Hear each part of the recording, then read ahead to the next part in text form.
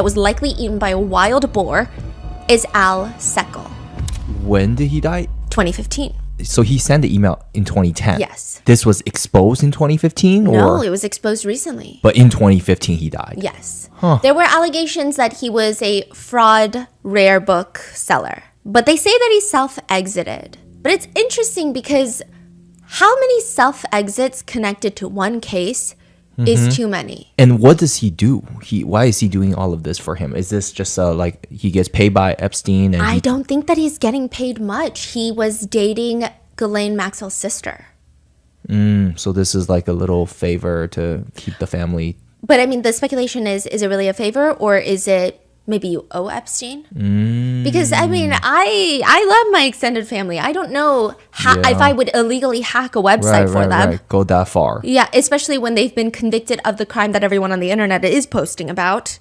So truly, how many self-exits connected to one case is too many? We would like to thank today's sponsors who have made it possible for Rotten Mango to support the Coalition to Abolish Slavery and Trafficking, aka CAST. This episode's partnerships have also made it possible to support Rotten Mango's growing team, and we'd also like to thank you guys for your continued support as we work on our mission to be worthy advocates. As always, full show notes are available at rottenmangopodcast.com. This episode involves mentions of alleged DV, self-exit, CSA, trafficking. Please watch with caution. And this is part 3 of our coverage of the Epstein files. And I think by this point, hopefully the new Epstein files will be released. That's going to take a lot of time to sort through. If you guys are interested, I can definitely make some follow-up videos. But I mean, we don't even really know what's going to come out of the Transparency Act. Truly, like there is no guarantee that we're going to get any answers to this, or if we're just going to get another dump of emails where it's like, oh, yes, we kind of knew that these people had some sort of relationship, but these emails don't kickstart an investigation. They don't really bring justice or anything. So it might just be that.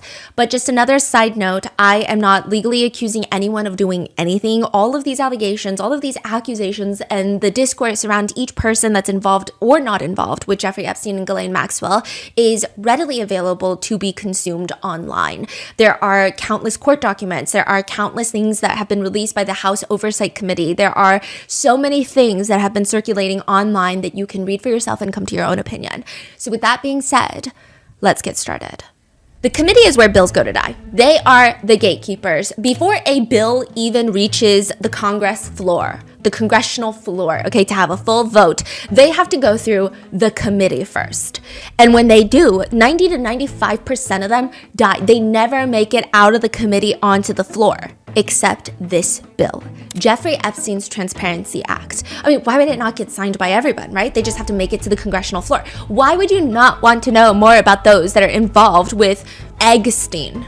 By the way, that was from a deposition, okay? So a lot of people have been calling him Eggstein recently. There was an old deposition of Jeffrey Epstein where he is asked about if his private part is truly shaped like an egg. Is it true, sir, that you have what's been described as an egg-shaped penis? And he gets so upset, he walks out of the deposition. And for that, he is now Mr. Eggstein.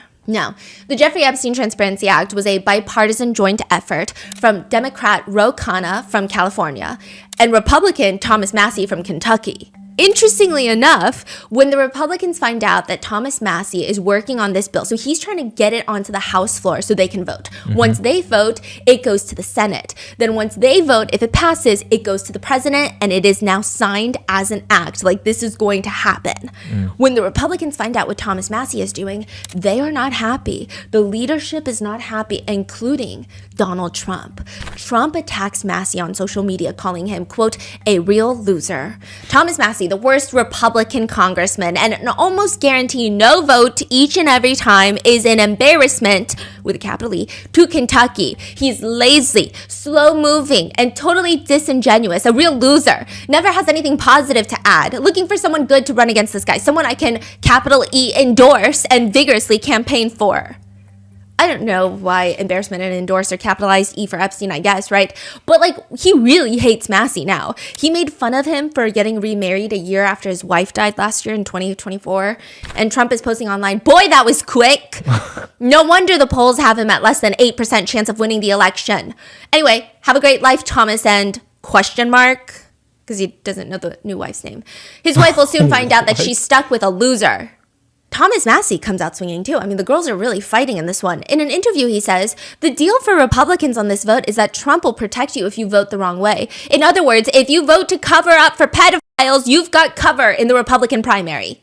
The deal for Republicans on this vote is that Trump will protect you if you vote the wrong way. In other words, if you vote to cover up for pedophiles, you've got cover in a Republican primary. But I would remind my colleagues that this vote is going to be on your record for longer than Trump is going to be president. And what are you going to do in 2028 and 2030 when you're in a debate, either with a Republican or a Democrat, and they say, how can we trust you? You covered up for a pedophile back in 2025. I will say that the MAGA base was having a hard time with this one, with a good chunk of MAGA, at least from what we could find online, siding with the Epstein Transparency Act. Most likely, this act was going to get stomped on. Because if party leadership doesn't want to get it passed, it's not going to get past the committee, which is why Congressmen Ro Khanna and Thomas Massie, they go around it and they do something called a discharge petition. I will say, to get this act onto the House floor to be voted on was a pretty dramatic thing that a lot of people don't talk about. So it means that in order for you to bypass the committee, you have to do a discharge petition. For a discharge petition, you have to have majority of the House representatives. You need 218 out of the 435 to file and sign this discharge petition. But they make it so, there's so many legal loopholes, such as the 218 members of the House have to physically go to the clerk's desk at the House chamber to sign the document. They can't do like a DocuSign. So it's hard. Yeah, but also like it's kind of their job to just like go do it, right? And this is where 3 Republican House representatives, Marjorie Taylor Greene is of Georgia, Lauren Boebert of Colorado, and Nancy Mace of South Carolina, they decide that they are going to be the 3 Republicans to sway from party leadership. No Republican wants to sign this discharge petition. Every single Democrat has signed it, except the only Republicans are these 3 congresswomen and Thomas Massie. So these 4 people changed everything. Yes. Wow. Republican Speaker of the House, Mike Johnson, fascinating guy. And by fascinating, I mean, what the hell? He states that he opposes the discharge petition because he was worried about the victims, though most people believe it's more likely that he was just doing what Trump wants. Okay, so there was a lot of drama. In addition to the 4 Republicans signing this discharge petition, there was a situation where a Democratic House representative had passed away, and his daughter actually got elected as the representative. And she's clearly a Democrat. And so she needed to be sworn in so that she could sign. Otherwise, they would be down a number from the Democrats. I mean, it's clearly she's going to sign it. She's a Democrat. But also, like, they were just really trying to not let her get sworn in, to the point where at one point, the Republican House rep, Mike Johnson, was like, no. The government is shut down, so we can't sign her in. Or like, it's the weekend, or like, we only meet certain times a month and we can't sign her in. And everyone's like, why can't you sign her in? A lot of people have been sworn in when they haven't had everybody present. And he's like, no, it's for her. I want her to get the full experience of being sworn in. Like, it's a whole thing. It's a whole ordeal. And everyone's like, swear her in so that she can sign the document. There was a lot of drama, but ultimately, with the 4 Republicans and every single Democrat, the discharge petition gets 218 signatures. Exactly. Just to give you an idea, the modern discharge rule was established in 1931, and out of like 673 discharge petitions, only 47-ish have gotten the 218 signatures. And then out of those, like only a handful have gotten through. Wow. The odds are not in the favor of the Epstein Transparency Act, but it does now go to the floor to be voted on, and they have to get it through the House, then the Senate, and then finally the president. When the discharge petition gets on the House floor, the House votes 427 to 1. Who is the one lone no vote? Republican Clay Higgins of Louisiana, who argued that the release could cause undue harm to innocent witnesses and family members related to the case. He wrote on X, "It abandons 250 years of criminal justice procedure in America." As written, this bill reveals and injures thousands of innocent people, witnesses, people who have provided alibis, family members. If enacted in its current form, this type of broad reveal of criminal investigative files released to a rabid media will absolutely result in innocent people being hurt. So everyone voted to like release it at Yes. that point. Is it because like they know it's gonna happen? Yeah, so at that point, even once it got the discharge petition went through, even Trump was like, Republicans should just vote yes. Oh. So Republicans get the party leadership approval, which is So everyone got the Interesting. memo. It's like, okay, it's gonna happen now, regardless. But that guy still decided to vote no. even House Speaker Mike Johnson, he decided to save his own skin because at that point, everyone is looking at anyone who's going to vote no and go, hey, so Yeah. what's on your computer? Who are you emailing? People wanted to know. And so I think at that point, everyone's saving their skin except for Clay Higgins, who has always been super MAGA. So then it goes to the Senate. And the senators, they unanimously passed the bill. And like, it sounds climactic. It sounds like every single one of them sat there and was like signing the bill. But no, they were just like, hey, just anyone have any objections? Or are we just going to unanimously pass it? They were like, okay, no objections. It is passed. And by November 19th, 2025, the bill lands on President Trump's desk and he signs it into law.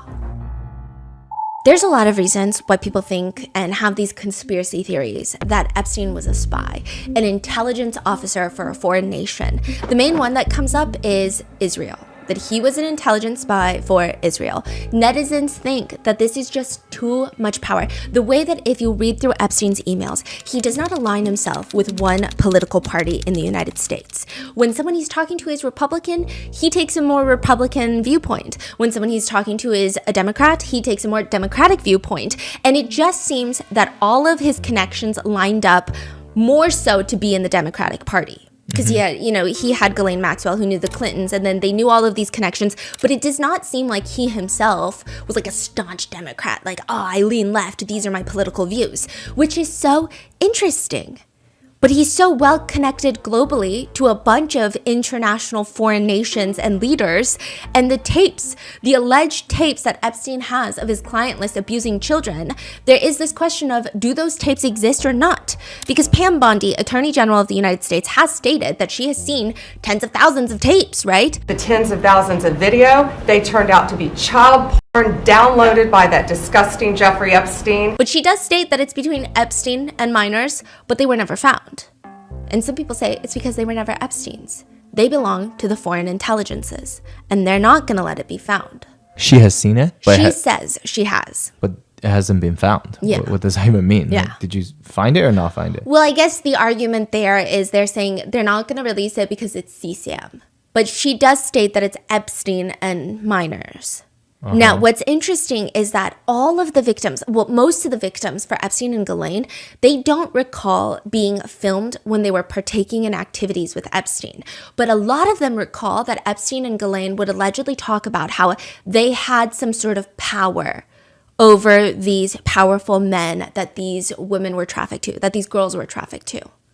So it doesn't make sense. That's why people are saying it wouldn't make sense that Epstein has videos of himself committing acts, like tens of thousands of videos of himself partaking in illegal activities with minors. Like, what would be the purpose of that unless he gets off on it? But none of the victims have said, oh yeah, he gets off on filming these things with us. So that's why people think that those tapes are not of Jeffrey Epstein. But regardless, it seems like whether they exist or do not exist, the DOJ is not specifying anything more because they're saying it's CSAM. And no one is saying that it should be released, or no one is saying that we should get screenshots or anything. It's just weird. It's weird. It doesn't help that Ehud Barak and a few other world leaders were pictured previously with Epstein or have admitted to having met him. And along with a massive dump of emails, Epstein's Kindle purchases get released, his digital Kindle purchases. I will say it's very interesting. In the beginning, he's reading books like Conversations with a Mathematician, Exploring Randomness, even the Jesus Dynasty, A Hidden History of Jesus, his royal family, and the birth of Christianity. And then he starts picking up books about family wealth management, the story of a practical idealist, managing money books, Why We Get Sick, the Celebrity Assistant's Handbook, which details how to deal with the ultra wealthy, Bitcoin for Dummies, blockchain technology explained. He also purchases at least 4 separate books, digital books on Donald Trump, another book about gay Catholic priests, another one titled The Serious Guide to Joke Writing, which is not about gay Catholic priests.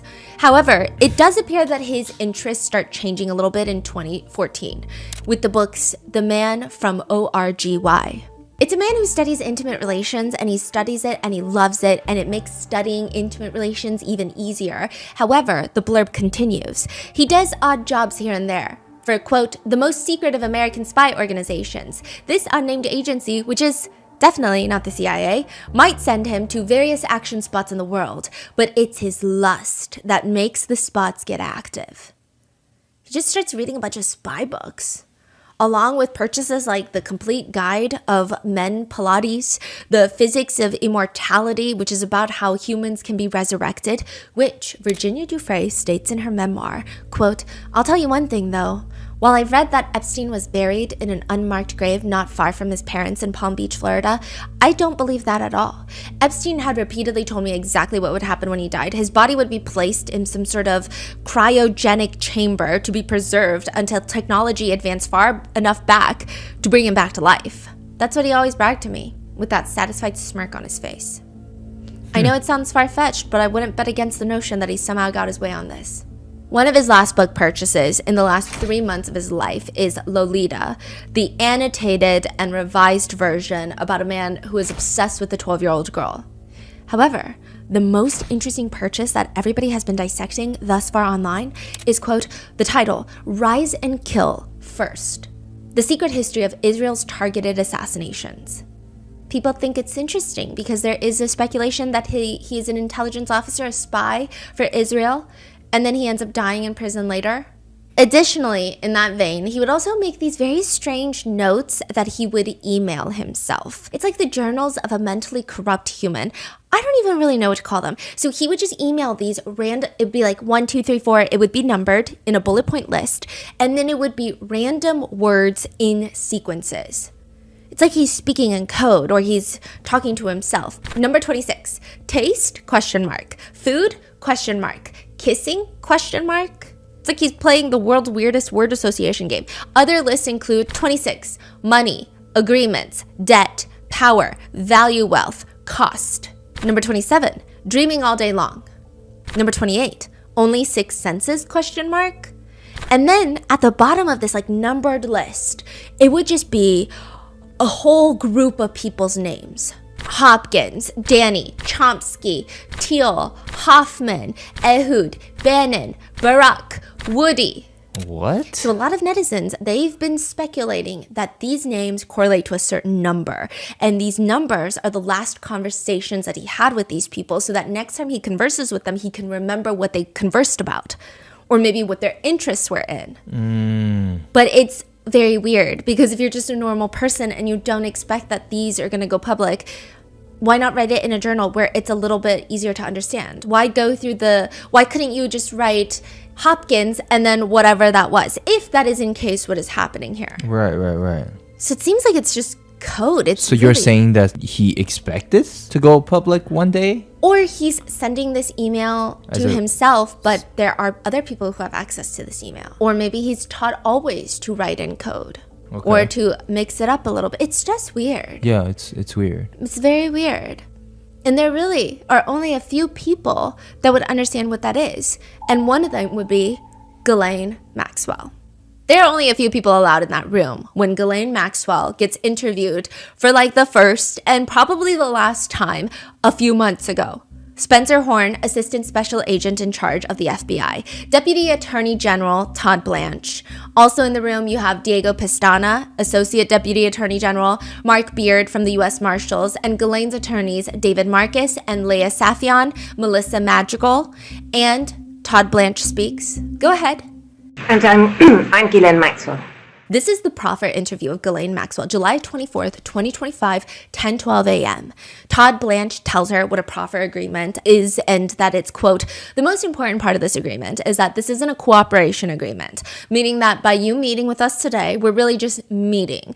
I'm not promising to do anything. I'm not promising to ask Judge Nathan or any of the judges that's been assigned to your case to do anything about it. We are just talking. However, almost as important is the fact that what this agreement does for you is it gives you protection.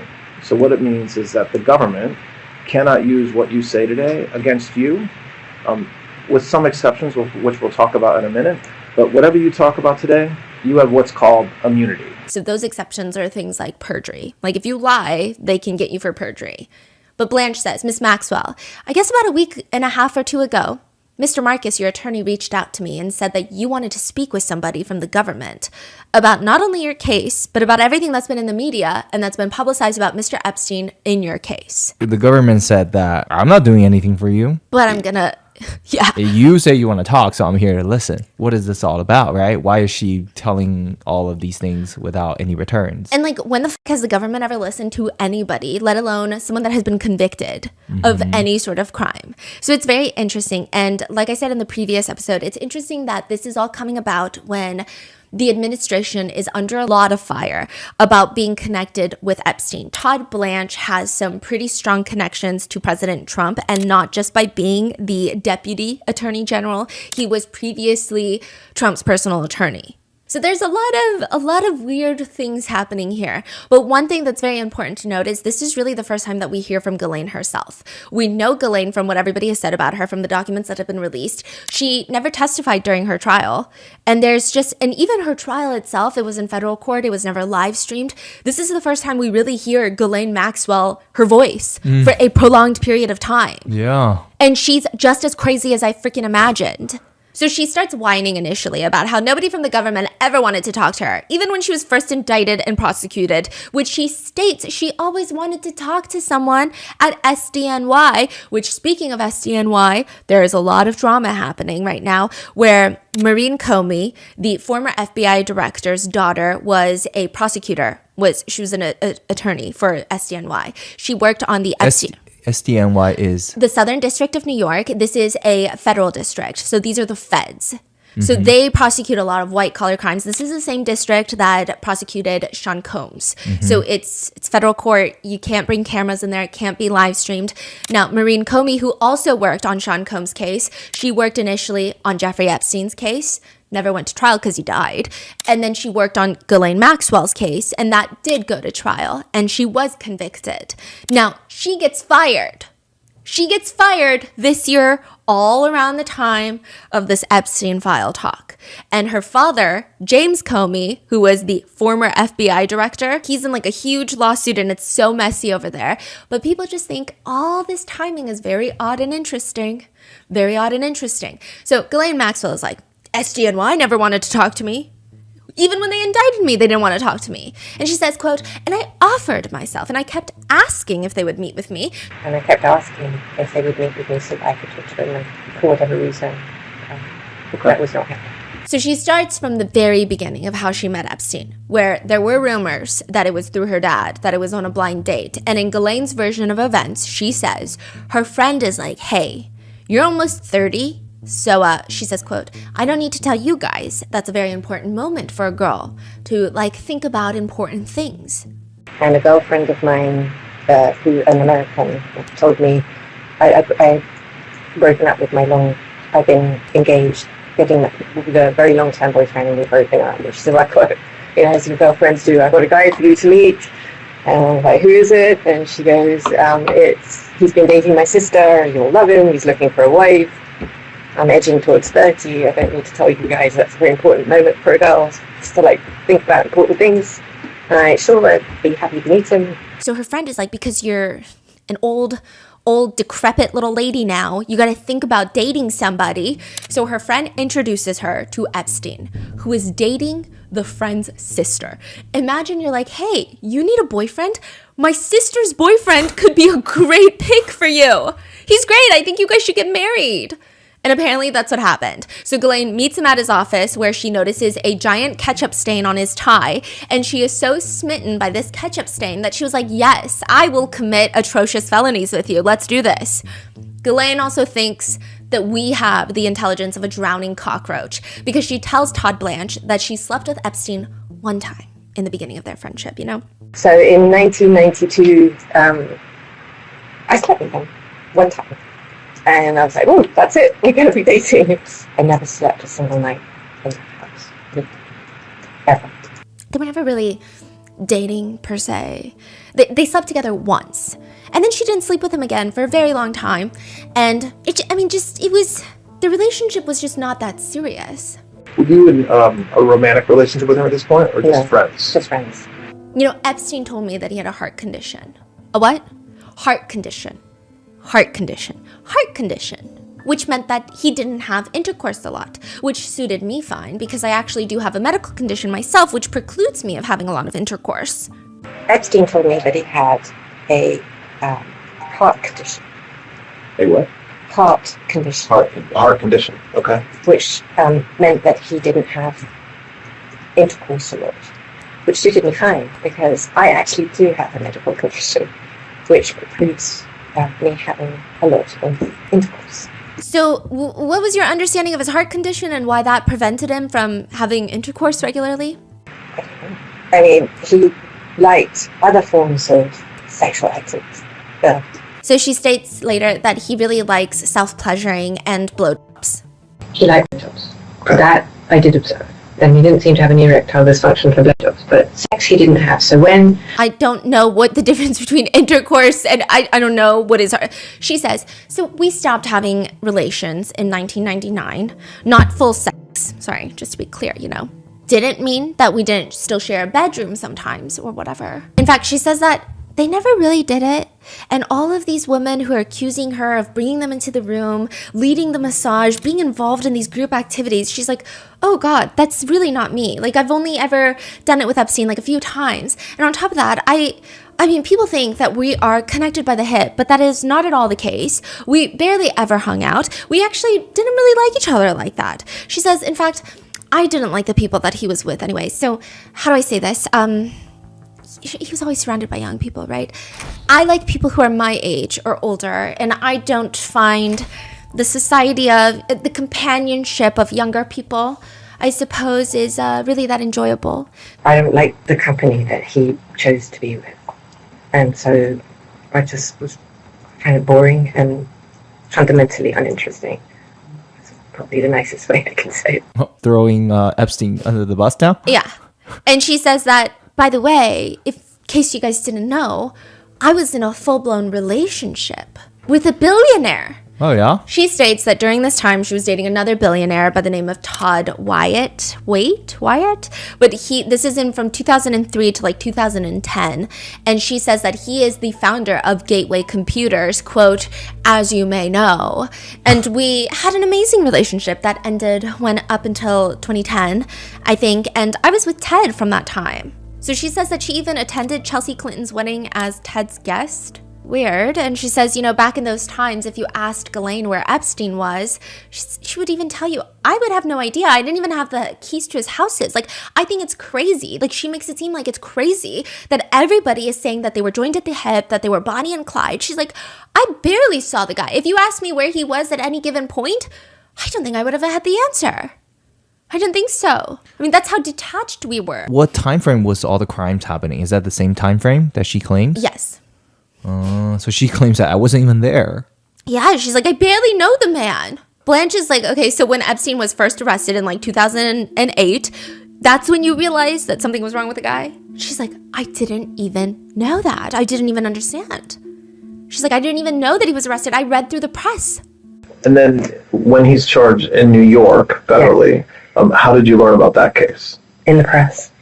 And had you, as far as you know, been contacted by law enforcement before his arrest? No. I wasn't in the indictment. No, I know that, but even as a witness or asking you if you would give documents or materials? Up until when my lawyers said that, I don't even know, I had no knowledge of them being interested in me. Honestly, I want to say until he had died. What? She was like, I didn't have any context for that. You know, I'm not even sure what I thought. I was like, that's weird. So after you find out, what happens with your relationship with Epstein? I asked him what was going on. And he said, not to worry, nothing, taking care of it. Don't worry about it. He didn't share, you know, I wasn't part of it all. I was off with Ted. I really just was off with Ted. Meanwhile, while he's in prison, she continues to take care of everything for him, and he keeps paying her lots of money. Okay, so what's going on with this conversation? Like, she's just making up random stories, and they're just listening to, okay, yeah, I believe you, keep going. Yeah, basically. Like, this conversation doesn't make any sense at all. And Are they pushing her? Are they like challenging her, or are they just listening? Barely. And there's so many parts of this conversation. And again, I'm really not trying to let any sort of political bias come through, but I do think that there's very suspect things in this entire proffer interview, including the fact that there are various times in which she brings up the conversation of Trump and talks about how he has nothing to do with anything. There's at one point at the end of the day on day one, because this proffer interview lasted 2 days, where she's like, you know what? I just want to say something before we end this interview. And she's like, it really bothers me. And this is paraphrasing, but I mean, you could see it on, I'm going to insert the clip. She's like, it really bothers me that people are associating President Trump with all of this stuff. And like, I don't know what's wrong with the media. And it's like, girly pop, nobody freaking asked you that just now. Yeah. May I say something? Of course, yes. I just would like to put out there that I also focused on how I think the president got swept into some of this, unnecessarily, by the way. And I'm not a conspiracy theorist, and I certainly don't subscribe to all of everything that I see, but I do believe that there is animus in some areas that may have contributed to how the use of the president to harm him, that I find deeply offensive. And whilst I can't obviously say definitively that that is what it is, I would like to show you what I see so that you can evaluate it and do with that as you see fit, if it needs to be addressed. I've seen it, it struck me, and I would like to give it to you for what it's worth. Okay. It's just weird. It's weird. It gets even weirder because there are moments where, okay, so for example, there's this one point of the proffer interview where Todd Blanche is just like, look, if Epstein's flying from Palm Beach to St. Thomas and he's flying all over the country, to New Mexico, to New York, or even to Palm Beach, and then there's young women, you know, putting aside whether they're under the age of 18 or in their 20s, they're there every day at the house, multiple massages on some days. You're interacting with the masseuses constantly. Ghislaine hits him with a, huh? You're interacting with the masseuses constantly. Todd Blanche walks it back. Or maybe that's not right. That's not right. Let me take back what I just said. Ignore that part. Okay. Or maybe that's not right. That's let not me right. let me take back what I just said. Ignore that part. Wait, what is that? Because the whole interview, she's talking about how she never really even interacted with the masseuses. So like if she went to go get a massage from a third party and she says, quote, not one of those funky places. And in my effort to find them, I would go to massage spas, like legitimate spas. We're not talking, you know, funky ones. And if I got a massage from somebody in a spa that was I liked, I asked them if they would do home visits. If they said yes, I would ask them to come to the house, and he would see if he liked them or not. But these were people who worked in spas. I never ever checked their age, and I never checked their credentials. I never asked for a certificate. Meaning like a proper massage place. And she likes the masseuse. She'll bring them in to work on Epstein, but she never was like recruiting underage people. She never really hung out with the masseuses. She states she wasn't even the one paying the masseuses, which goes against like every single victim's testimony. But she's like, I really had nothing to do with these masseuses. I never even saw anything sexual happen with a massage, like a masseuse, nothing. And so at this point, he says, you're interacting with the masseuses constantly. And she just hits him with a, huh? He walks it back. Or maybe that's not right. That's not right. So like he's catering his story based on whatever she just said. Yes. And I understand that there is, to some degree, you want to make the convicted felon feel a little bit more comfortable so that they feel like they should open up and they should tell you things that they might not tell someone who is bringing in a hostile environment. However, it's so accommodating that we're getting absolutely nothing out of this. I mean, it's so ridiculous. Is Todd Blanche... Am I Todd Blanche? Like, this is the most non-confrontational thing that I've ever witnessed in my life. But how are you the Deputy Attorney General? And Todd Blanche is actually quite a confrontational person. Really? Yeah, so, I mean, I just don't understand what the hell is happening here. So they seem very friendly. So friendly, so accommodating, so polite. I'm like, what is happening? Yeah, I don't even understand the purpose of this interview. Exactly. The purpose really just seems to be President Trump is a great man, and I don't think that he's involved.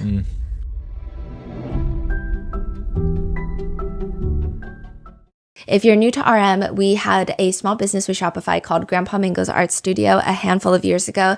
It was kind of our first time dipping our toes into the pool of small businesses, and by nature of the art being limited edition, it was a much smaller endeavor. Fast forward to today, we have a very special project in the works that is hopefully going to be on an even bigger scale compared to Grandpa Mingo's Art Studio, and we're so excited to reveal it to you. And the whole process of being a small business owner is like the reason why we love Shopify. Shopify grows with you and your small business. So no matter the scale, whether you're in person or just online or both, your inventory, transactions, consumer data all sync up seamlessly. Shopify's point of sale system is a unified command center for your business that brings together in-store and online operations. It makes everything simpler so customers can shop how they want and staff have the tools to close the sale every time. So turn those what ifs into why nots and keep giving those big dreams the best shot with Shopify. Sign up for your $1 per month trial and start selling today at shopify.com/rotten. Go to shopify.com/rotten. Shopify.com/rotten.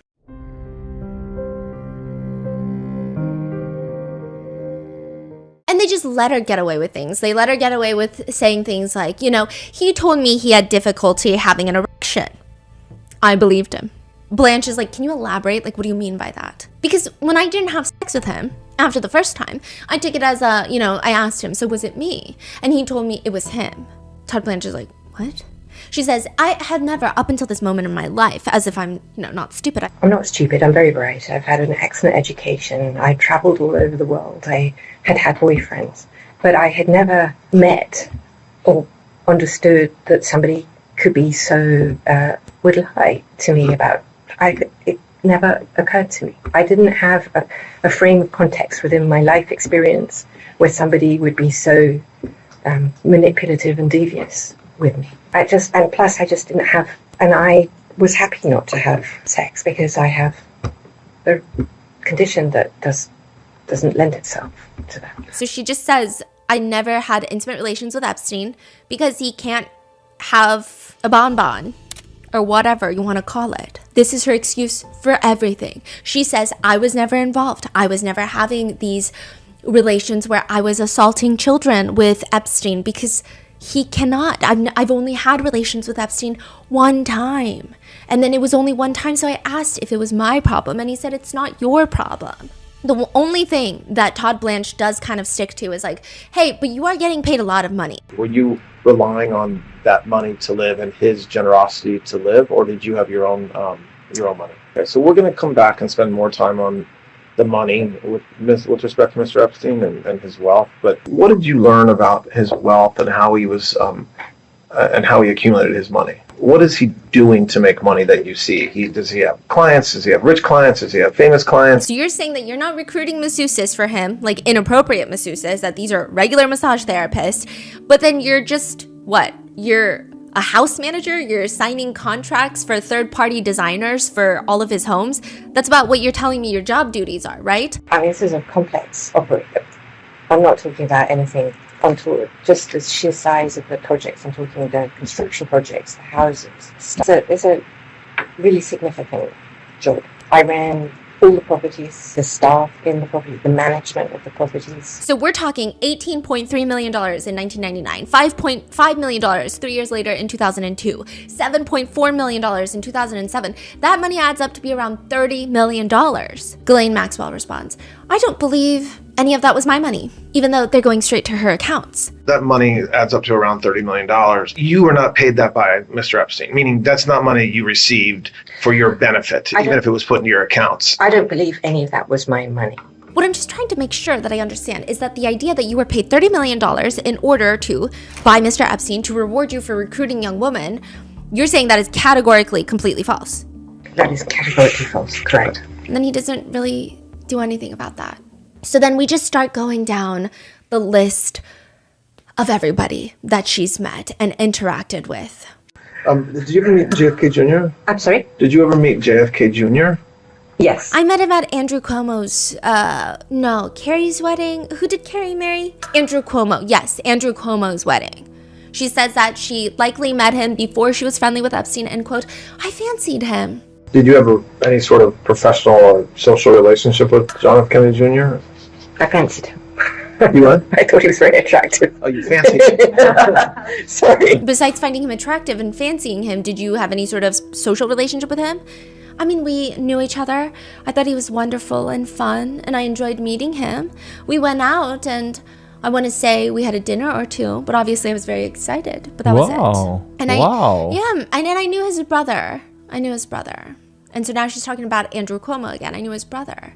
You knew his brother. He has a brother, right? What's his name? He's on TV. Chris? Right, Christopher Cuomo.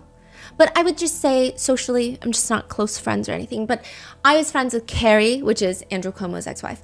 And I met him a few times, and I certainly met his brother as well a few times. Yeah, Carrie, Andrew Cuomo's ex-wife, is also Carrie Kennedy of the Kennedy family. So just so you know, she's also not just part of the Kennedy family. She is JFK's niece, former President JFK's niece. She was married to Andrew Cuomo until 2005. Nevertheless, the list of names continues. Ghislaine says that she does recall meeting Alan Dershowitz and his wife on the island, but never had any sort of inappropriate behavior, never witnessed anything. How about Mr. Weinstein, Harvey Weinstein? How about Mr. Weinstein, Harvey Weinstein? What would you like to know? Do you know him? Yes. How do you know him? Is it a relation you had kind of separate from Mr. Epstein, or did you meet him through Mr. Epstein, or? I wouldn't say I had any type of relationship with Harvey Weinstein. Okay. In any context. Have you ever met Bill Gates over the years? Yes. Because of your relationship with Mr. Epstein, or separate? I met Mr. Gates when I went to a TED conference. I actually spoke at the TED conference, not the main stage, the substage. And I also gave a few TEDx speeches. But I might have met them there. But we were friendly, and I actually did meet him because I knew of, I don't know if he was chief of staff or whoever, but Boris. Did you meet Bill Gates over the years? Yes, because I knew I don't know if he was chief of staff or whoever, Boris. Who's Boris? Boris is the chief of staff for Bill Gates, apparently. And you don't recall ever being on a plane with him flying to the island or to anywhere? No. Do you know Elon Musk? Do you know Elon Musk? I do. And how did you meet Mr. Musk? I met him, I don't remember the year, but it's going to be in 2010, 11, something like that, I think, if my memory serves. I was at an event for Sergey Brin, the co-founder of Google. How is she in everybody's business? It's crazy. Everybody's business. That is crazy. Yeah, that's why everyone's like, are so they she's like the intelligent? peak social climber type of... People are saying this is not a normal level of social climbing either. It's so weird. And the fact that Ghislaine Maxwell comes from a disgraced family, where her father was like stealing money from pension funds, it doesn't make sense. Right. It's like, why are these people talking to her? That's why people think that she was working with intelligence agencies. But she said that she was at an event for Sergey, the co-founder of Google. And Sergey, it was his birthday. And so a bunch of them, she says, quote, maybe, I don't know, if I would say 40, it could be wrong. It could be 30 or 50, I don't remember. Went to another friend's island. Went to another friend's island, somebody called Mr. Bigotzi in the Caribbean, and not with Epstein. He was not there to celebrate Sergey's birthday. And we were there together for, I want to say, 3 or 4 days, something like that, in my memory. And Mr. Musk was a present for that. So everybody has an island, and you just like hop to different people's islands. Yeah, and she does mention that like Richard Branson also has an island nearby. Yeah. Oh my God. Did you meet or know Mr. Musk's brother? I don't know if I ever met him. I know that he has a brother. I don't think I met him. She mentions that they also met again after an Oscars after party. And Elon Musk? Yeah. I believe that Epstein knew Musk. And do you know whether Mr. Epstein knew Mr. Musk? I believe they did. And the only reason I say that is not from my memory, but because I think my memory is that in Discovery, they were communicating on email. But I mean, it's not necessarily the most incriminating thing. People have not been bringing Musk's name into the Epstein client list because he was the one that tweeted that Trump is not releasing the files because there was a whole drama. Right. So a lot of people are like, well, he probably is not on the files if he's saying all that. Yeah. And lots of people were on the emails. Also, he's like the richest man in the world. Don't sue me. Then they go back to RFK Jr. And again, he is the one with the worm in his brain. And he does sound like he just smoked like 9 cigarettes before doing a press interview. It's crazy. But Ghislaine says that she had gone dinosaur bone hunting in the Dakotas with him. Bobby Kennedy knew him. Sorry, say it again about Bobby Kennedy. Bobby knew Mr. Epstein. How do you know that? because we went on a trip together.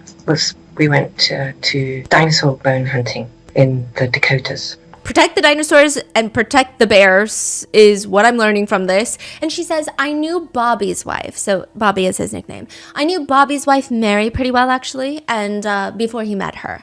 Mary passed away in 2012 while her divorce with RFK Jr. was still pending. This divorce is not without its controversies. RFK Jr. accused Mary of running over and killing their family dog in the driveway, that she was violent and abusive. Mary accused RFK Jr. of being a sexual deviant, of constantly cheating on her and waging a scorched earth campaign against her. And whilst the divorce was pending, Mary died by self-exit.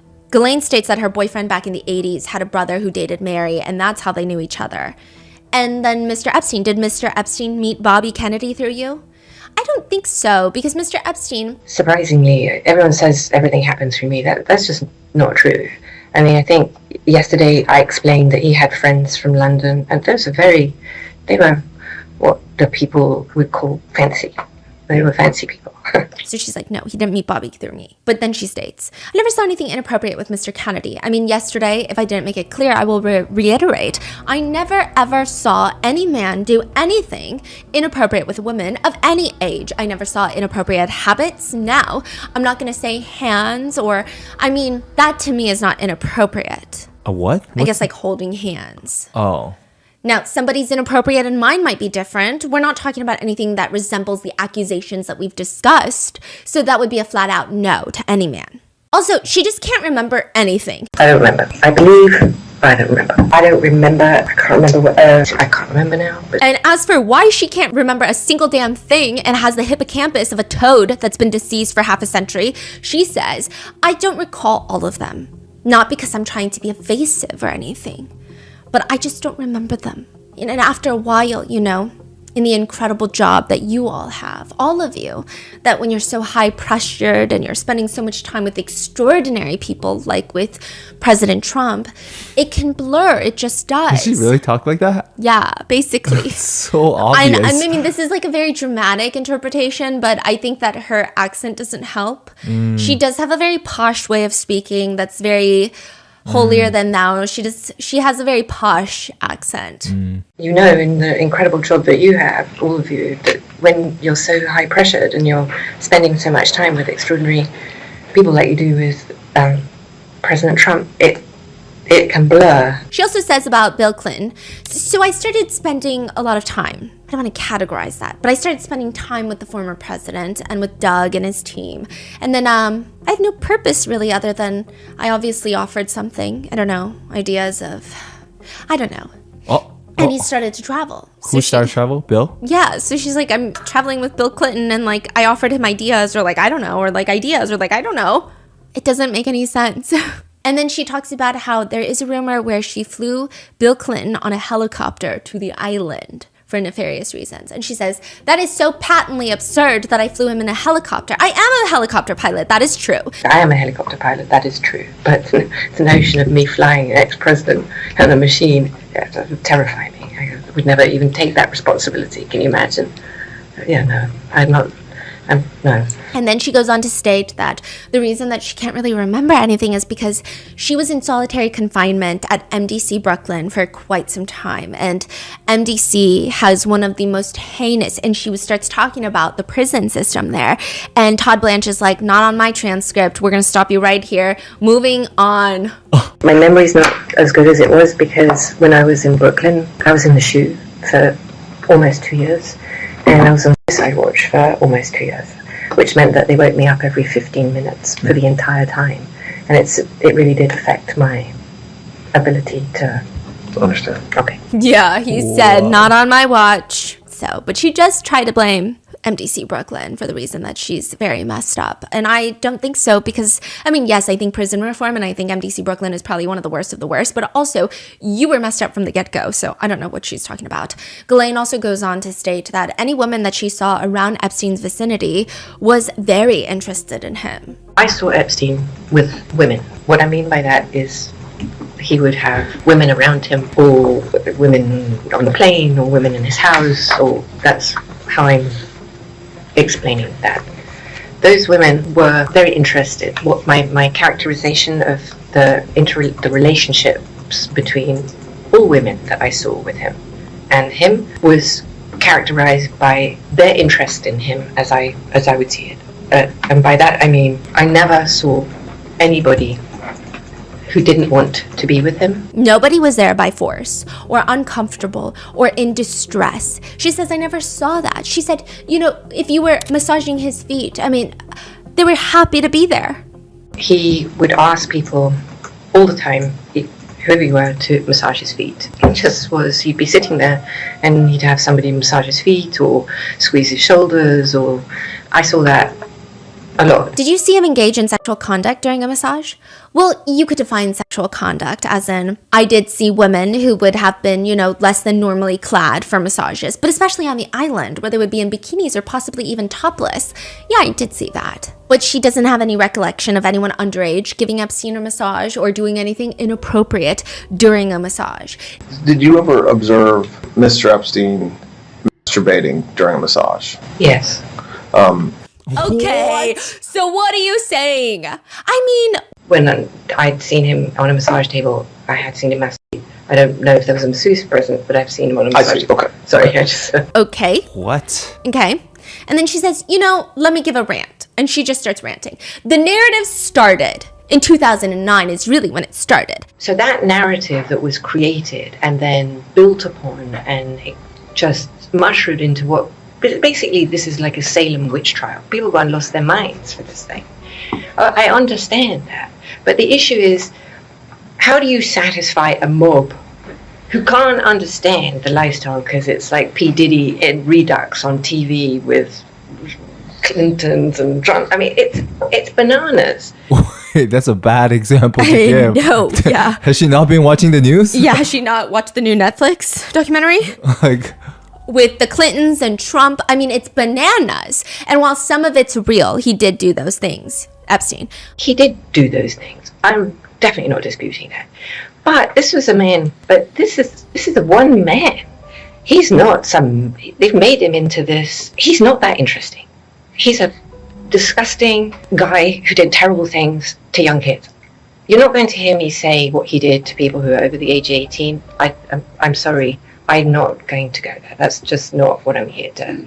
I mean, we made him into a nasty thing, or he is? He is, but we made this into a whole conspiracy involving her when she's so clearly innocent. Wait, I thought she just said that she never seen him do anything to anybody. Yes, she says that she never saw, but she believes the victims. Oh. At least the ones that don't accuse her. I see. I see. So she thinks that Epstein is evil and nasty and does these things to young kids. Just she never seen anything. Yeah.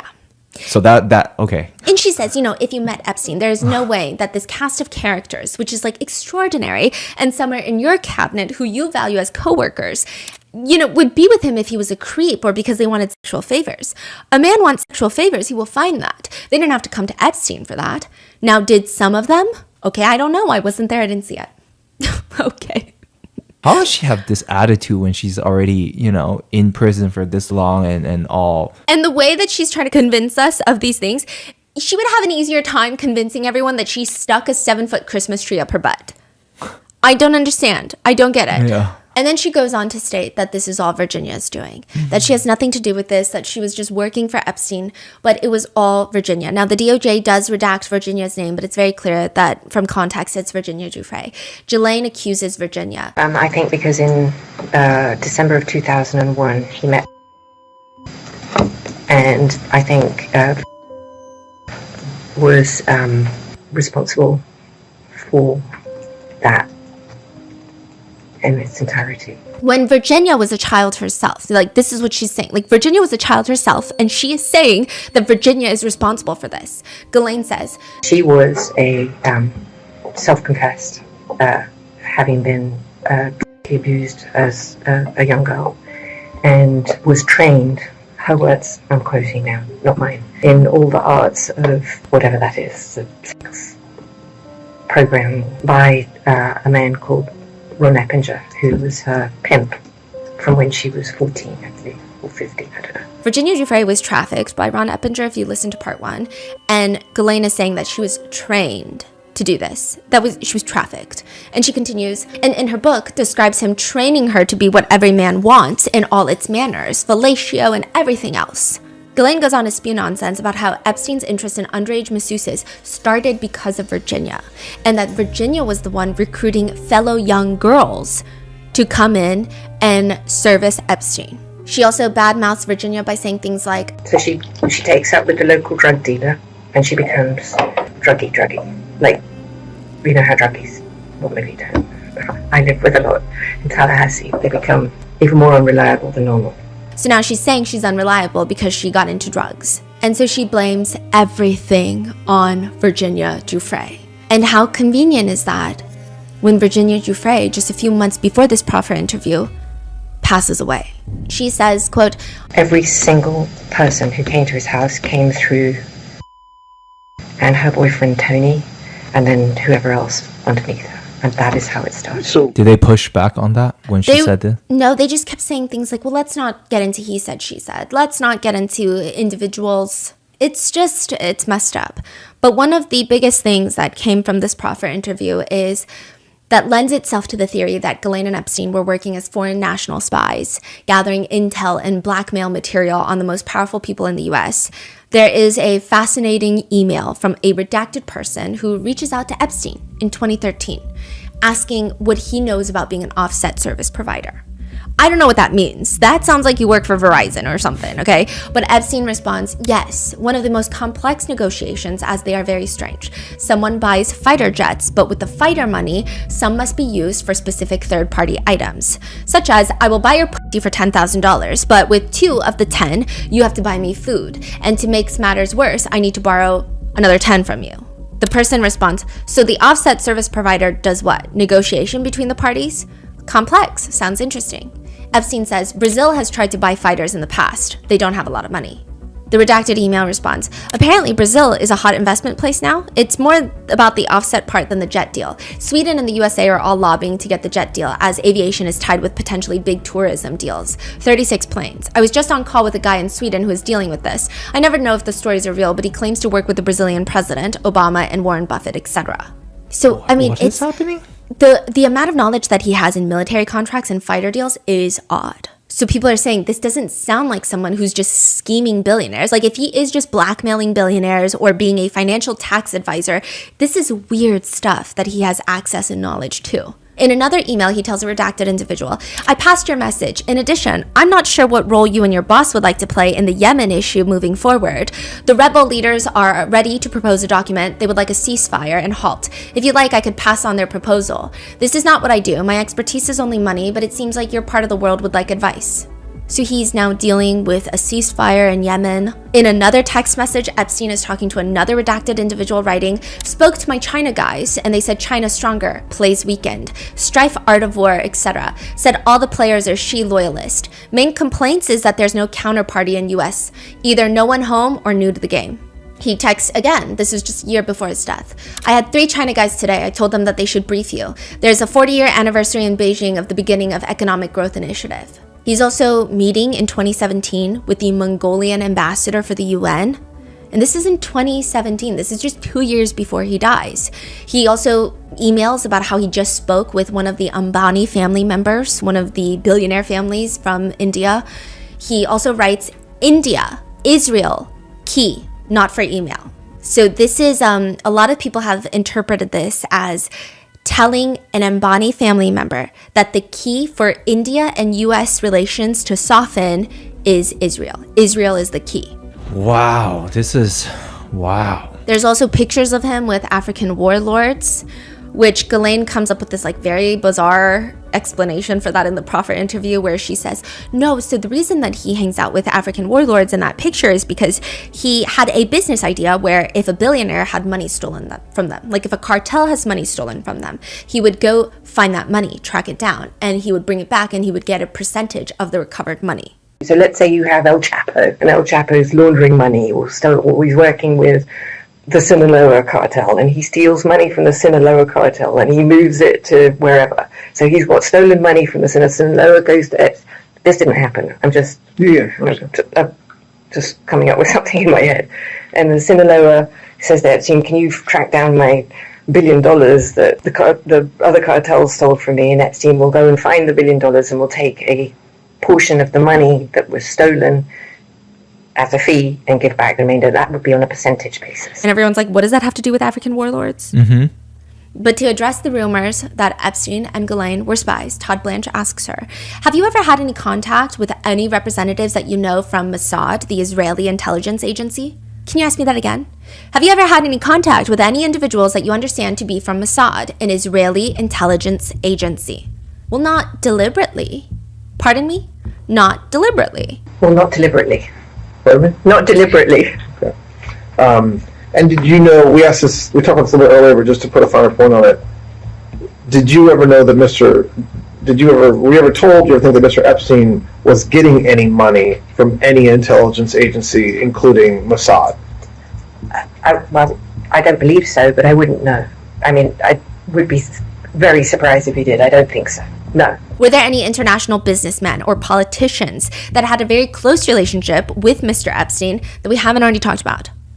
Off the top of my head, I can think of Ehud Barak, the former prime minister of Israel. What was his involvement? She says that they weren't that close. And she says, for good measure, anything that touches Israel or the state of Israel, I'm always interested in. My father loved Israel, and so I pay attention to it, and we have ties to Israel. When you said it was later, though. Ties meaning friends and family relations. Also, this is like, a lot of people have interpreted this as she's trying to tell Israel that like she's not turning on them. It's really weird because the way that she just is like, I have family in Israel and I have so many ties to Israel and I'm always interested in Israel because my father loved Israel. It's really bizarre. Do you know the nature of Ehud Barak's relationship with Mr. Epstein? I don't. Were you ever with them together? I think I have a memory of meeting Ehud, but I don't know if he was with Epstein or I don't remember. I just know that I did see him, and I'm struggling to remember the context around it. But I'm sure it happened, but it must have been very brief because I don't have any serious memory of it. And then, as to make things, this just makes everything sketchier. But she says, certainly, my father had a background in intelligence. He is a British intelligence officer. I think that my sort of belief is that once you've been an intelligence officer, it doesn't mean that you're formally employed. So I don't think my dad, in any formal sense, was, employed by the agency. And then she's like, but I think it's absurd that everyone thinks that we are spies. But then later, she'll say shit like this. I've had some interesting things that have happened in my life. And one of them was I found out the IRA, so this is in Ireland, had me on their kidnap and murder list. One of them was to be found on an IRA kidnap and murder list. And her dad is like a British intelligence officer.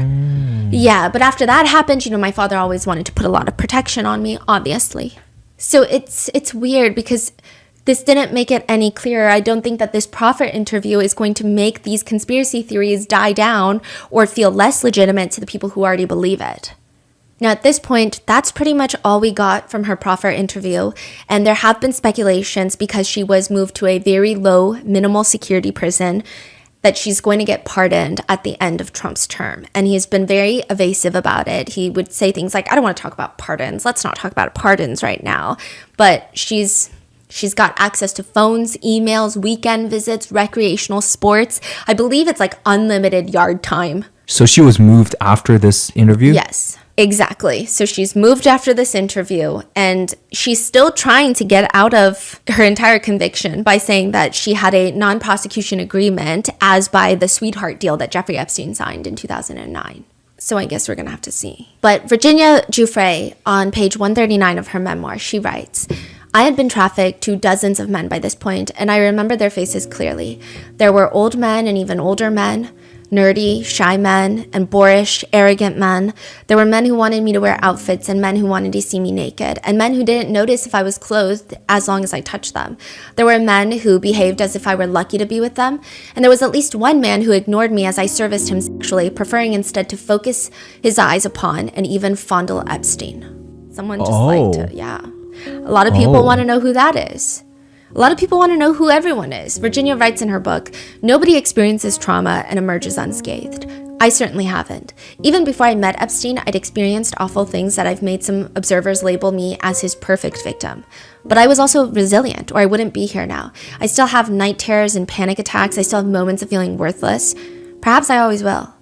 But on many days, especially when I've been able to help another survivor, I thrive. My hope is that this book can aim some light at the darkness and force it to crawl back into its cave. My point is that while Jeffrey Epstein is dead and gone, there are many others around the world who are still committing the same kinds of crimes that he did. Hopefully, the files will put an end to that. And the files should be coming out after you see this, probably in a week. But we don't know if things are going to be how they've always been and we're going to get a whole bunch of nothing, or if we're actually going to get something this time. So stay tuned. Let me know your thoughts in the comments. Stay safe, and I will see you.